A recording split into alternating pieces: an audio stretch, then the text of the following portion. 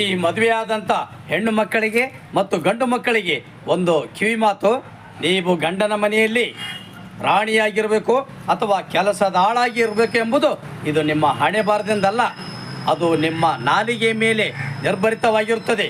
ಇವತ್ತು ಎಷ್ಟೋ ಸಂಸಾರಗಳು ಹಾಳಾಗುವುದಕ್ಕೆ ಕಾರಣ ನೀವು ಈ ನಾಲಿಗೆಯನ್ನು ಉದ್ದ ಬಿಟ್ಟಿದ್ದರಿಂದ.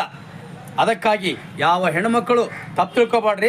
ಇವತ್ತು ಗಂಡುಮಕ್ಕಳು ಕೂಡ ತನ್ನ ಹೆಂಡತಿಗೆ ಈ ನಾಲಿಗೆಯನ್ನು ಉದ್ದ ಬಿಟ್ಟು ಬಾಯಿಗೆ ಬಂದಂಗೆ ಬೈದಾಗ ಆ ಹೆಂಡತಿ ತನ್ನ ತವರು ಮನೆಗೆ ಆಗಲಿ ಎಲ್ಲೇ ಬೇರೆ ಕಡೆ ಆಗಲಿ ಕಿತ್ಕೊಂಡು ಹೋಗ್ಬಿಡ್ತಾಳೆ.